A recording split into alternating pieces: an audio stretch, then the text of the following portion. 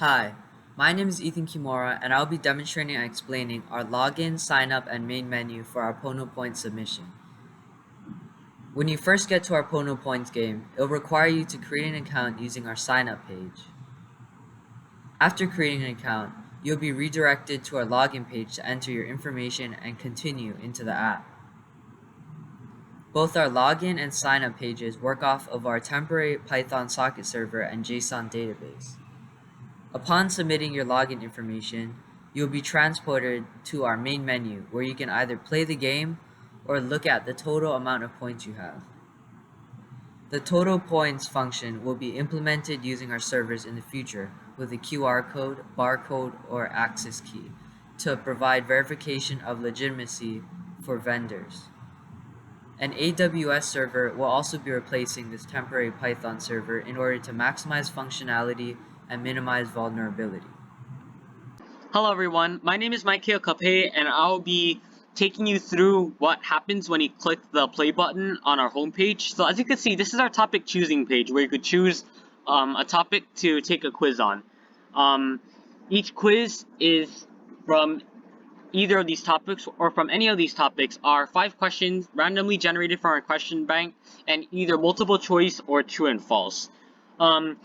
The score at the end, like after you finish your quiz, is depends on your accuracy. So how many questions you got correct, how many seconds it took you to answer each question, and also your winning streak. I'll go into that in more detail at the end, but for now, let's just explore what happens here.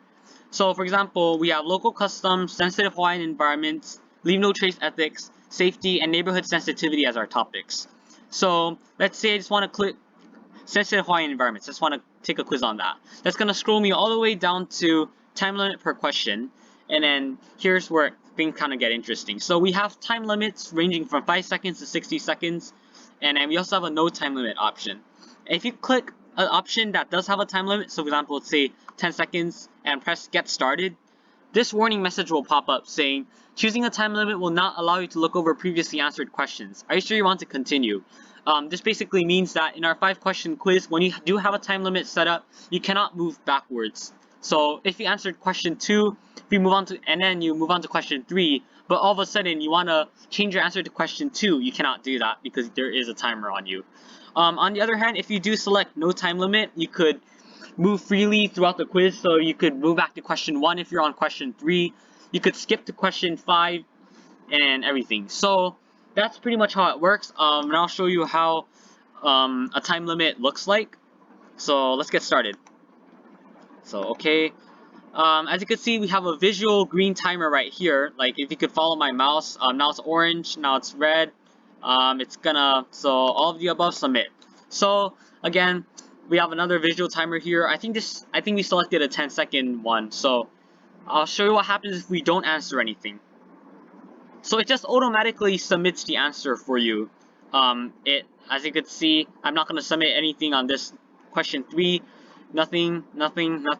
Yeah, submit. And then you cannot go back. So I'm gonna finish this quiz, all of the above. And then what is Ocean Hawaii, Moana, finished. So now, says congratulations, you got 3 out of 5 questions correct. Your score is 8,515. So again, that makes sense because I skipped two of the questions. You cannot go back to them because of the timer. And then here is a quick score breakdown of how this works. So if you have 3 questions correct, each question correct gives you 100, or not 100, 1,000 extra points. So 3 times 1,000 is 3,000. For here, the time spent does get a little bit more complicated. So the amount of extra points you get per question is equal to your time limit minus the amount of time you spent answering that question divided by 2. So to put that into further context, for example, if let's say I just set a time limit for 10 seconds for one of the questions, or for this quiz, and let's say one of the questions take me 7.5 seconds to answer it. So the points I get from that question is, first of all, 10 seconds is 10,000 milliseconds. 7.5 seconds is 7,500 milliseconds. So 10,000 minus 7,500 is 2,500. So we're converting everything to milliseconds. Divided by 2 is equal to 1,250. So from that question alone, as an experiment, like we got 1,250 points. Talking about the correct answer streak, each additional question you get correct, you get a multiple of your streak by 400 times 400. So just to go into more detail, if you get the first question correct, you get 400 extra points. If you get the second question correct while getting the first question correct, you get 800 extra points, resulting in a total of 1,200 extra points.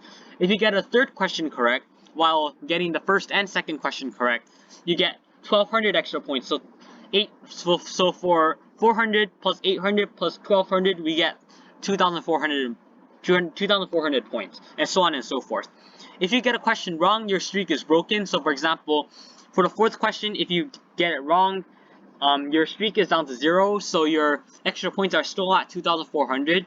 And then at 5, for the fifth question, if you get it correct, your streak is reset because of your previous mistake. So your bonus is gonna be back at 400. So you're gonna have 2,400 from the first 3 questions plus the 400 from the fifth question, which is gonna equal 2,800. As you can see here, yeah, that is how it works pretty much. One thing I do want to mention when you select no time limit is, as you can see, there is no visual timer here.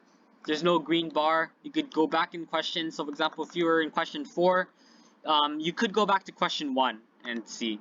So that's another thing about choosing no time limit. One more thing that I think it's pretty nice about this is it is mobile compatible. So if I open up the inspect element to match the dimensions of a phone, it still looks perfect. So I could do 25 seconds, get started. Again, choosing the time limit will, yeah, okay. And then same thing here. So yeah, it works perfectly. Yeah. So that's how our app works. Thank you for listening.